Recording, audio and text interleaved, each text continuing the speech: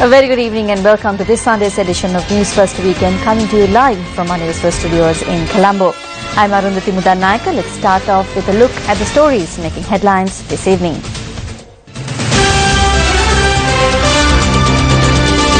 Files on 597 luxury vehicles registered in the recent past reported missing. Infernos continue to ravage the nation's forest cover. Another 300 acres gutted in Hanguranketa. Joint opposition's effort to form a new party mired in a tug of war.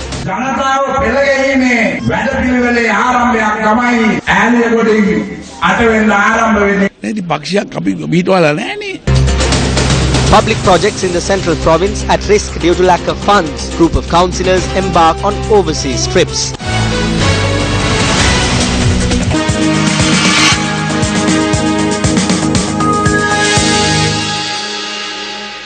Police seized 53 vehicles found parked in a land belonging to the Sri Jayawardenapura Multipurpose Cooperative, of which 32 were bulletproof vehicles. Reports emerged on the disappearance of 1,500 vehicles used during the tenure of the former president.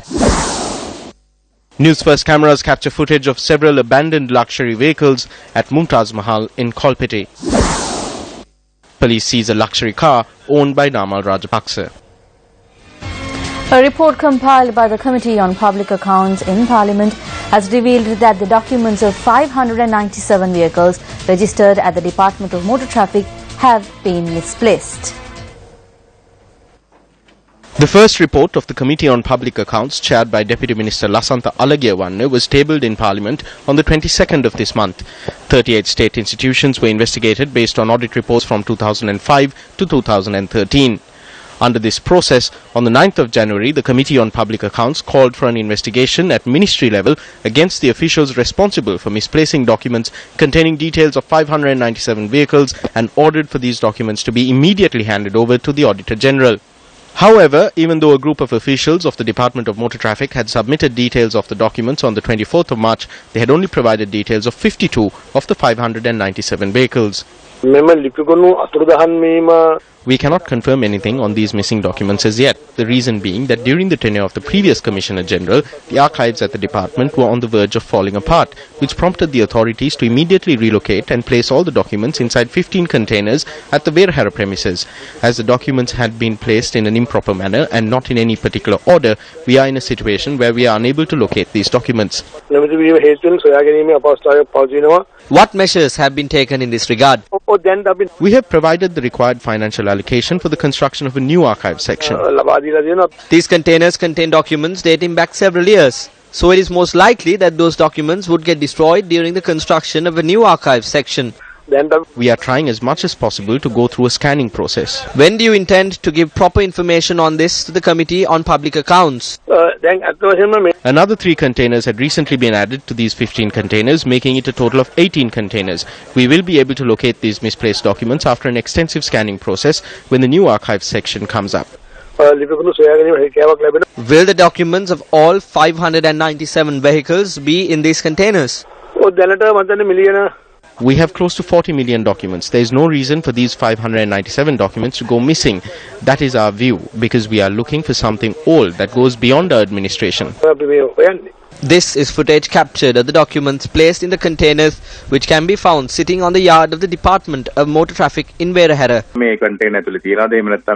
It is difficult to determine if these documents are in these containers or if in fact they have been intentionally misplaced.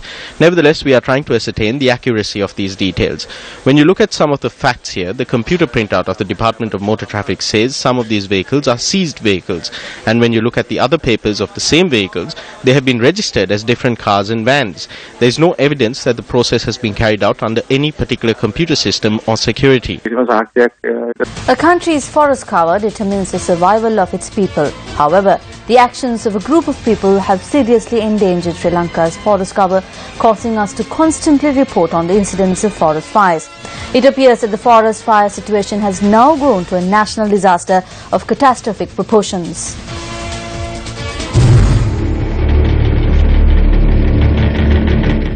On the 1st of September, a fire broke out on the Dumhela Hill in Adikarigama Hanguranketa. On the same day, a forest fire spread rapidly through the Yakalla Udakallagama Reserve in Galen Bindunu Valley. On the 5th, Flames gutted vegetation in the Athalapitiya Reserve in Dover, Bandarawala. On the 10th of this month, one of the most prominent forest reserves in the country, the Knuckles Reserve, fell victim to the raging infernos. The next day, on the 11th of September, fires broke out in the Randanigala Ranthambe Reserve. A second wildfire broke out in the Knuckles Range, ranked number 8 on the list of World Heritage Sites on the 11th. This was the second incident in the area within the space of a week. On the same day, a wildfire quickly swept through the Kalawa Laragama Reserve in Monragala. 80 acres of wooded land in the Galloya and Hurulu Reserve were completely gutted on the 20th of this month. Another wildfire broke out on the 22nd of this month on the Wadinahelayaya Hill in Malevana, Vallawaya in Buttala. In the past 9 months, 4,000 acres of the country's forests have gone up in flames.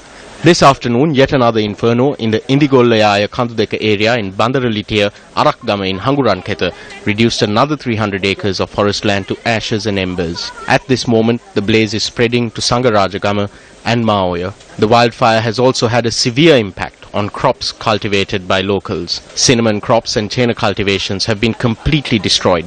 Villagers claim that no fire and rescue authority has taken steps to combat the spreading flames and douse the blaze. While the villagers themselves attempted to save their crops and fight the flames, their attempts proved futile and the inferno continues to rage out of control. The Hanguranketa police have arrested 2 people on suspicion of being involved in starting the fire. Sri Lanka's forest cover is the source of our unique biodiversity and ecosystems. Furthermore, they play a crucial role in managing the country's climate conditions and preventing natural disasters like landslides.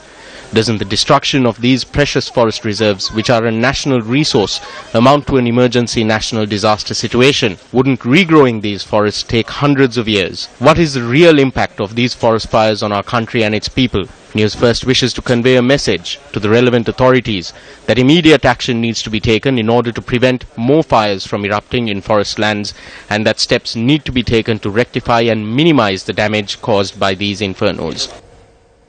Meanwhile, vehicular movement along the Alavallavai road has been hampered as a result of the wildfires in a reserve within close proximity to the Ravana Falls. Our correspondent in the area said the fire erupted around 4 p.m. this evening. He added that joint efforts by officers of the Alla Police and Bagulu Fire Extinguishing Unit are underway to douse the fire. The Disaster Management Unit, however, said that efforts to contain the fire are hampered due to the steep slopes.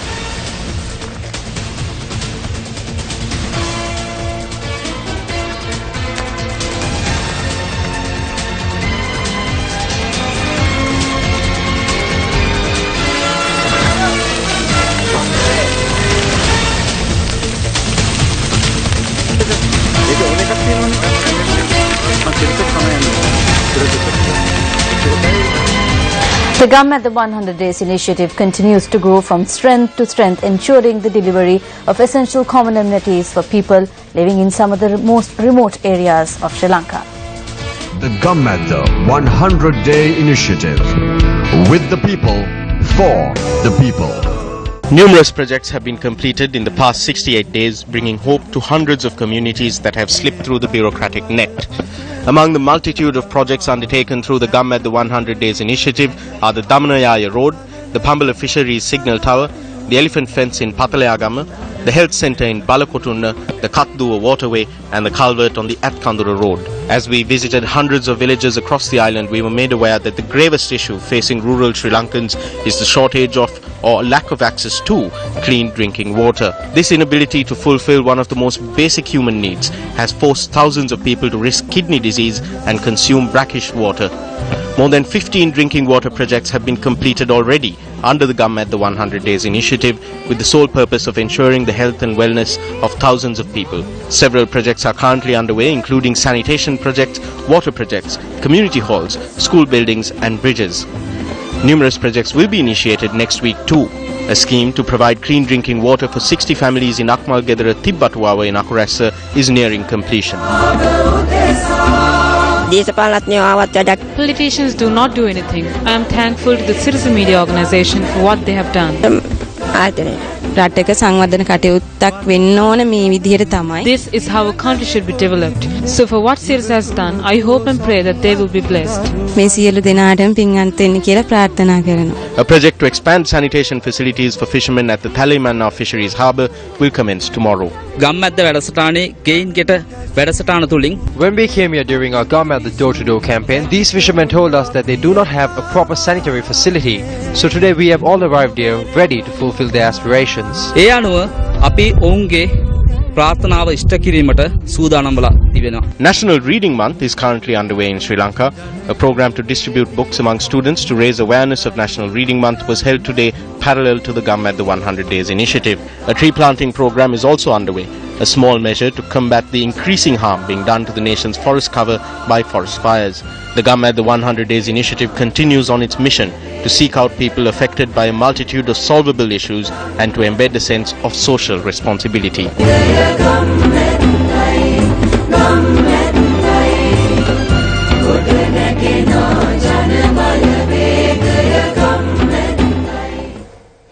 Here with News First, and up next is a look at Action TV.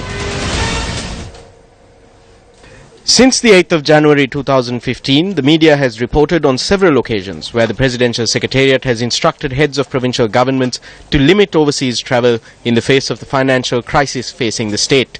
Study trips undertaken by provincial councillors are prominent among the overseas trips organised every year by the provincial councils.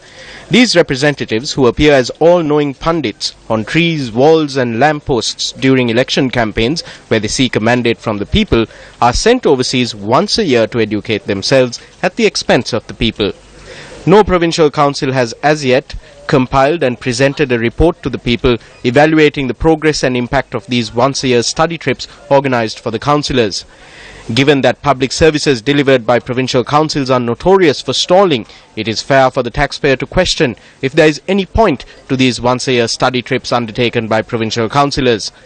Until last year, all provincial councils, with the exception of the northern and eastern councils, have been sending their councillors to Thailand for these once-a-year study trips. Pioneering a change in this trend, last month the Western Provincial Council sent its councillors to Russia on an overseas study trip. In addition to the allocation of public funds for the councillors for this trip, a provincial leader had also given a stipend of $100 to each councillor. If no inquiries are made into determining where these funds came from, it would amount to a serious flaw in good governance. The Central Provincial Council is now following the Western Provincial Council's example in terms of the overseas study trip to Russia. Accordingly, the first group of councillors will depart for a week-long visit to Russia on Tuesday. While a sum of $3,000 has been allocated for each councillor in the 30-member group, this letter informs the State Bank to provide $1,675 to each of the councillors. When the first group returns, the remaining 35 councillors will embark on their overseas study trip on the 5th of October. While $195,000, amounting to about 27.3 million rupees, has been noted as the expenditure for this trip, airfares alone will cost more than 10 million rupees under the coordination of an individual who is not a public official and is related to a leader in the provincial council. None of the leaders in the provincial council possess any document that details with any measure of certainty what studies will be undertaken during this overseas study trip. A bitter truth came to light at the last sitting of the Central Provincial Council. 258 projects initiated by the Council have stalled following the 8th of January 2015 due to the shortage of funding. Is it truly essential for the Provincial Council to send councillors overseas on study trips when it is facing such a serious shortage of funds? Shouldn't the taxpaying public be made aware of what benefits they will reap or have reaped as a result of the councillors' annual overseas education? Governor of the Central Province, over to you.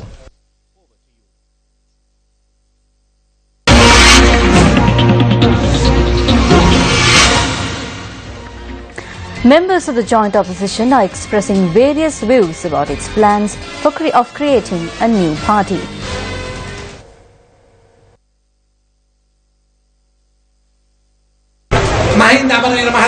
Mahinda Amaraweera recently said that a hefty person from Gampaha is planning on forming a new party, but I would like to tell him that we will not break this party. However, true SLF peers are with us. What is your request? Do you want us to create a new party?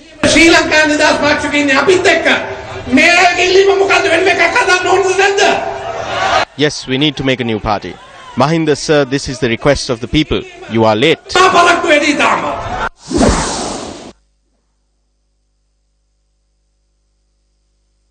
You cannot create parties as and when you please.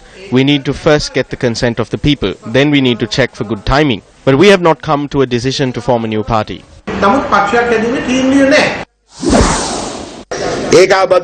A new party was to be formed called the Joint Opposition. I said then that this flower will wither the moment it begins to bloom. Now recently they said that they would form a new party on the 8th. So how are they going to create this party? The chairman of the Elections Commission himself said that parties cannot be created like that until the delimitation process is completed. Basil Rajapaksa said that they will be creating this party in January. Things have now gone wrong, so there won't be any new parties. I don't have any experience as such in politics. I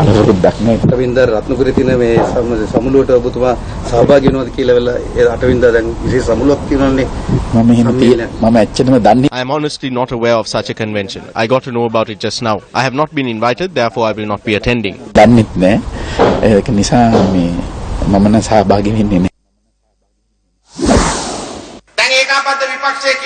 Now the joint opposition is saying that there is going to be a new front. However, even though the wrapping is new, the goods inside are the same old goods. They are just wrapping something old in a new wrapper with a new name. Who is in this joint opposition? It is those who are accused of stealing, corruption, and those who rob the country of its resources. These are the persons who are trying to form a new party.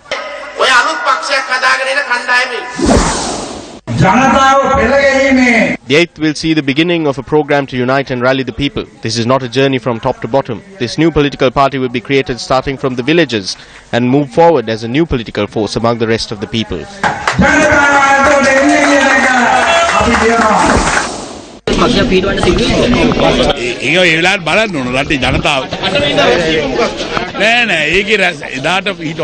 No, a party will not be established on that day. It will be a public platform for the people. I have said before that 4 of them will be coming for this, and I say so today as well. One person has connections to Mahiyangane, one has connections with Ratnapura. There is also a person who loves the ladies in parliament who will be coming. He is someone who put women's names on trains. So all of you will soon get to know who these people are. Allegations are being raised that wildlife officials are not responding to drive away wild elephants which stray into the Angamo area in Galgamur. The coconut estate owned by T.M. Karunavati in Angamur, Galgamur became a haven for wild elephants last night. Since the demise of her husband, the coconut estate has sustained Karunavati in her efforts to provide her child with a higher education. A herd of elephants strayed into the estate. There was nothing I could do. I asked a person we knew to bring his tractor and drive away the elephants. He immediately came with his tractor and drove away the elephants, but by the time he did, a large portion of the plantation was destroyed. The wild elephants had destroyed nearly 25 coconut trees within a matter of hours. T.M. Karunavati said that even though wildlife officials were informed of the situation, their distress call fell upon deaf ears. I called the wildlife office and asked them to come and that around 120 coconut trees have been destroyed. Their officials said that a team would definitely come today. I called again in the afternoon. Then they said that since I had spoken to the senior official, they would come, but nothing has happened. Meanwhile, a 39-year-old father of 2 was injured in a wild elephant attack which took place this morning in the Jalandha area in Galgamur. The attack had taken place while the victim was travelling to his workplace from home on a motorbike on a by-road around 300 metres away from his residence. The victim had fallen into a nearby lake following the attack, after which the wild elephant had caused severe damage to the motorcycle. A basin of water sealed the fate of a little child in Minneria today. Saini Vihanga Verugoda was a resident of Henayaya in Minneria. She was 3 years and 9 months old. While being engaged in her usual playfulness, she fell into a large basin of water this afternoon, bringing her closer to the end of the life she had just begun. She was rushed to the Hingaraguda hospital by her parents. However, death was quicker to overcome them and claim the life of Saini. Signs have emerged that the pipe-borne water supply in the severely drought-stricken area of Ranna in Tangol may be halted in the next 3 days.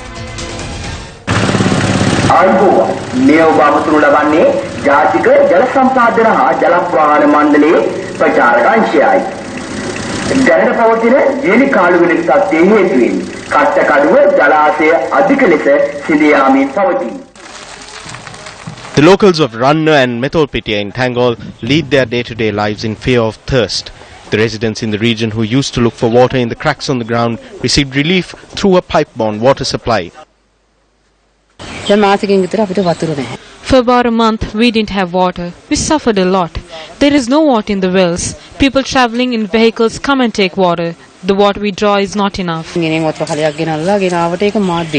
morning to evening, we don't have water. We get water after about 10 in the night, and that is also muddy water. The Kattakadua water treatment plant issued a notice stating that the water reserve will only be sufficient for the next 3 days. Authorities are attempting to ensure a stable water supply from the Murutuwala reservoir to Kattakadua. This is full of mud. This waterway has not been renovated for years. This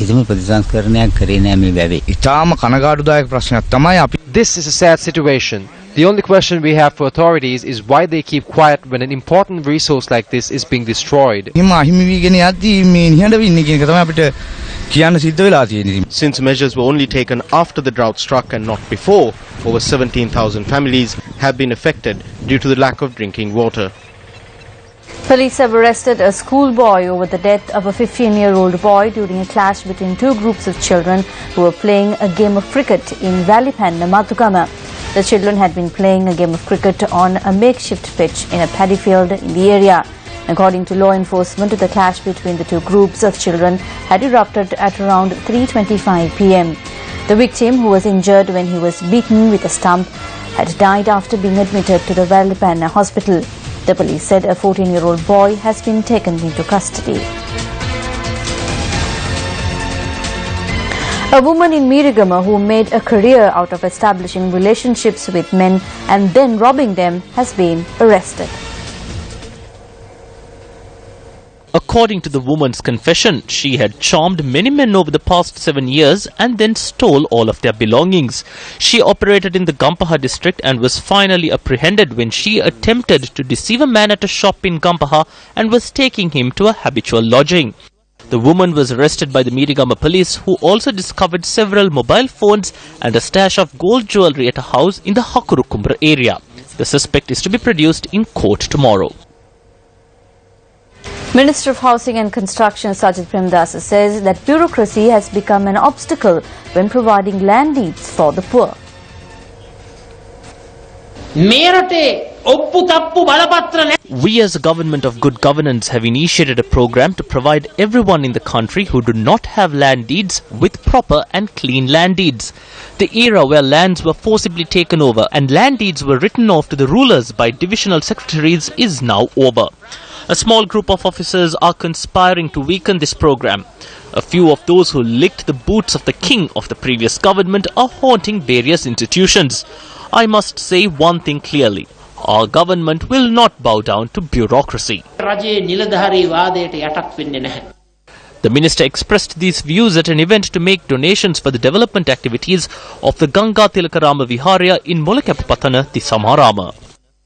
And in sports news, former Sri Lankan fast bowler Chaminda Vaas has been appointed as the bowling coach of the Sri Lankan cricket A team. Issuing a communique, Sri Lanka Cricket said that Abhishek Gunwardena will continue as head coach of the side. SLC added that the appointments have been made for the forthcoming West Indies A tour of Sri Lanka in the first week of October. Let's now take a look at other sports stories on Sports Roundup.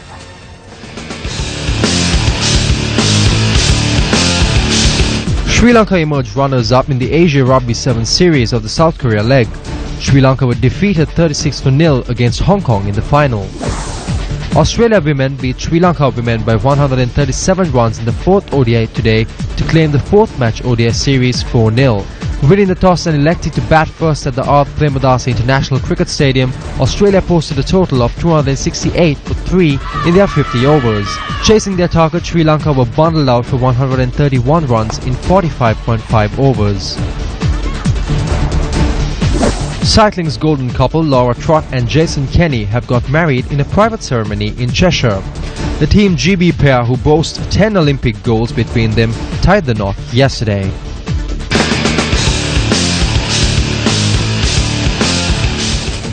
For many Sri Lankans, school is not simply a learning institution. It's a place where we form bonds of friendship, that lasts a lifetime, and many of us would jump at the opportunity to return to our alma maters. A modern trend at many schools is to allocate a day of the year where past pupils dress up in school uniforms and return to the classroom to meet their teachers and classmates. Chairman of the selectors of Sri Lanka Cricket, Sanachar Suri, experienced his own back-to-school moment today.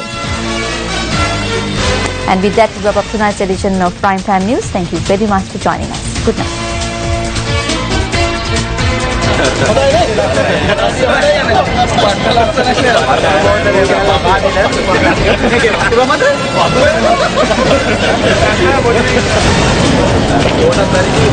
Orang